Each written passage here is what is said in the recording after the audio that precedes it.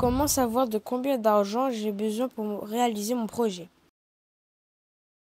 Alors pour savoir combien il te faudra d'abord faire une liste de tout ce dont tu as besoin. Alors si je prends l'exemple d'une fabrication de gâteau, il te faudra de la farine, des œufs, du sucre et du chocolat. Mais pas que. Ce qu'il te faudra aussi pour faire cuire ce fameux gâteau, un four, les plats, et quand tu devras les vendre, il te faudra des petites boîtes en carton par exemple. Donc ensuite, quand tu as toute cette liste, tu regardes combien te coûte chaque ingrédient ou produit, tu les additionnes et tu obtiens ce qu'on appelle un budget. Où trouver cet argent? Alors, c'est ce qu'on appelle la recherche de financement. Et tu peux trouver cet argent de plusieurs façons. Déjà, tu peux demander à tes parents ou à tes amis, ou même peut-être à l'école qui peut t'aider dans le cadre de ton projet. Tu peux aussi économiser de l'argent de poche et le garder pour ce fameux projet.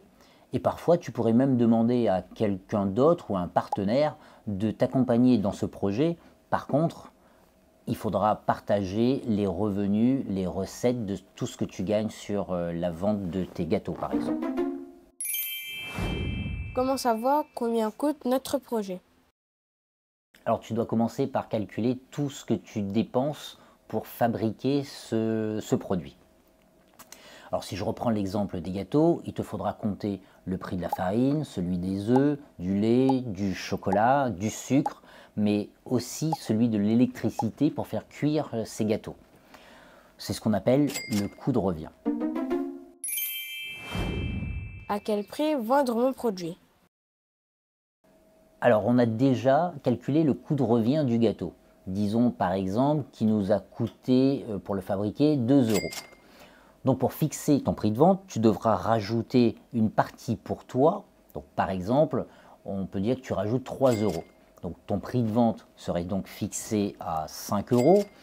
La différence entre ce prix de vente de 5 euros et le prix de revient de 2 euros, c'est 3 euros donc, correspond à ce qu'on appelle la marge. Comment savoir si j'ai fixé le bon prix? Alors pour savoir si tu as fixé le bon prix de ton gâteau, toujours sur le même exemple, alors si personne ne l'achète, c'est peut-être qu'il était trop cher ou que tu as raté ta recette. Si tu en vends beaucoup de gâteaux mais que tu ne gagnes pas beaucoup d'argent, c'est peut-être que le prix de vente était trop bas. L'idée, c'est d'équilibrer et d'avoir un prix juste.